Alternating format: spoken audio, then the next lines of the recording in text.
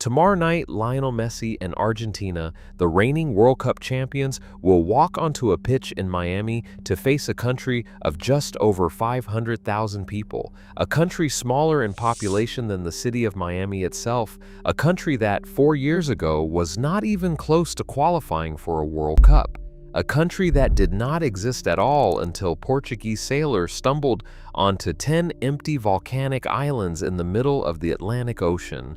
This is Cape Verde, ranked 67th in the world coming into this tournament, already the smallest nation by both population and land area to ever reach a World Cup knockout stage.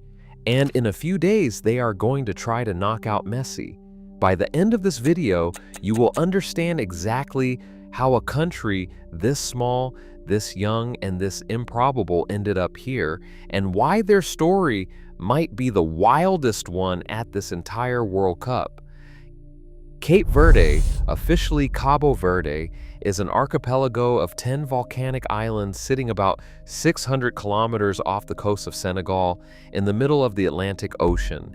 It has a total land area of roughly 4,000 square kilometers, making it the smallest nation ever to qualify for a men's World Cup, edging out Trinidad and Tobago's 2006 record. But here's the detail that makes Cape Verde completely unlike almost every other country on Earth. Nobody lived here before the 1400s.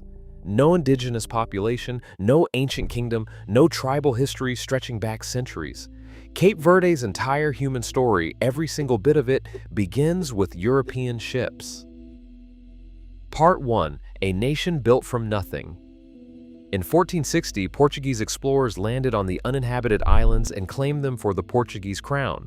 Within a few years, Portuguese settlers established Ribeira Grande, today known as Cidade Velha, on the island of Santiago. It became the first permanent European colonial settlement built anywhere in the tropics, predating most other European colonies in Africa, Asia, or the Americas. And Cidade Velha wasn't built as a farming town or a trading post for spices, it was built as a slave port. Its location, roughly halfway between West Africa and the Americas, made it one of the most important hubs of the transatlantic slave trade for over 2 centuries. Enslaved people were brought from the West African mainland, held on the islands, and shipped onward across the Atlantic. The population that eventually formed on Cape Verde, a mix of Portuguese colonizers and enslaved West Africans, created one of the world's first genuinely Creole societies. A new language, Cape Verdean Creole, a new cuisine, a new culture, born entirely out of colonization and forced migrations on islands where no one had ever lived before. Part 2. A colony the empire left to starve.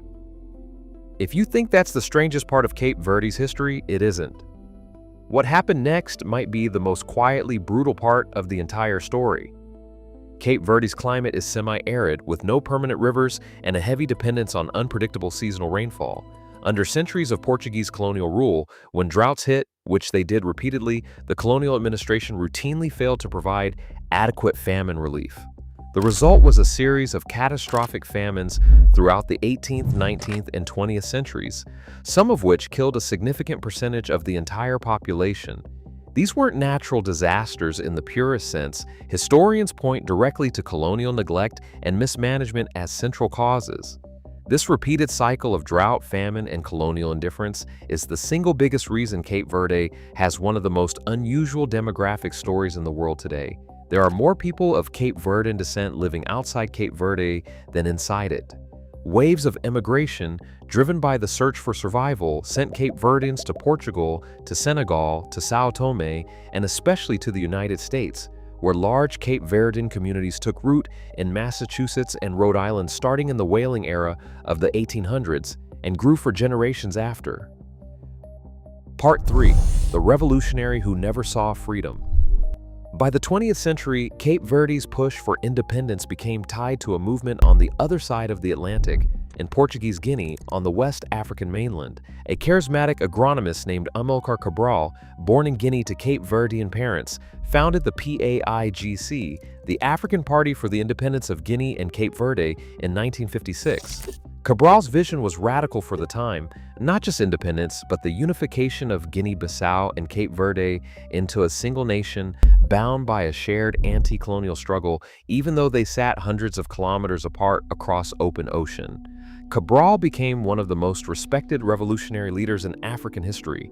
He was assassinated in 1973 by a rival within his own movement just months before Guinea-Bissau declared independence. He never lived to see either country free.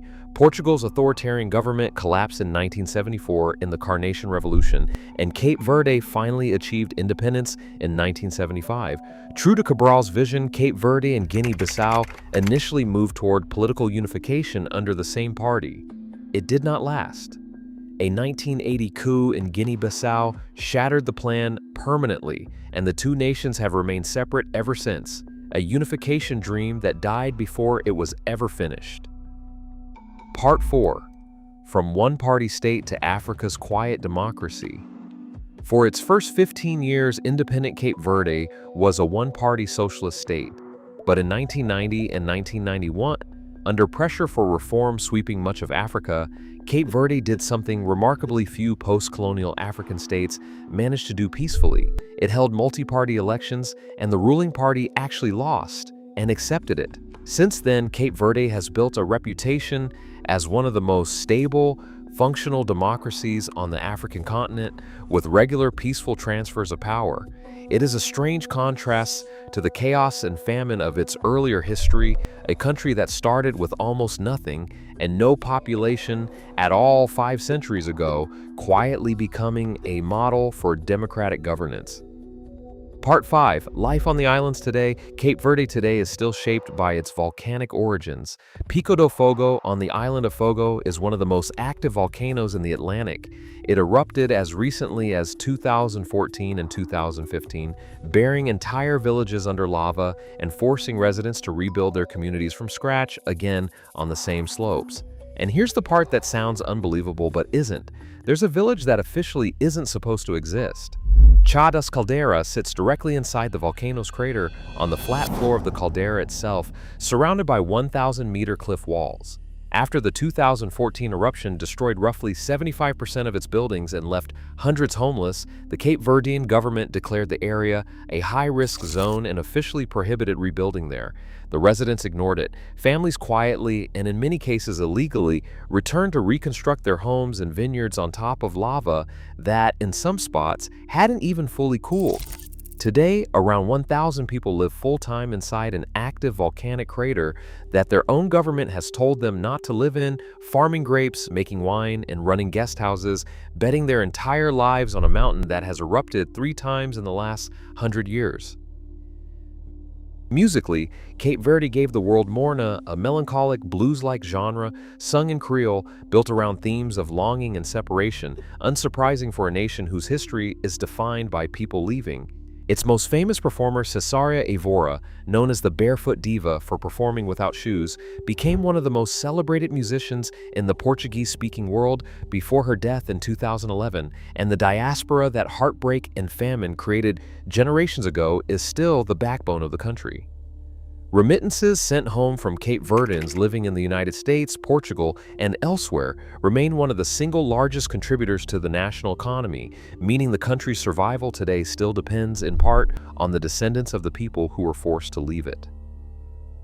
Part 6. How the smallest team at the World Cup got here, which brings us to right now. Cape Verde's national team, nicknamed the Blue Sharks, qualified for their first ever World Cup in October 2025, beating Eswatini 3-0 to finish top of their African qualifying group, ahead of Cameroon, a country with over 28 million people, more than 50 times Cape Verde's population.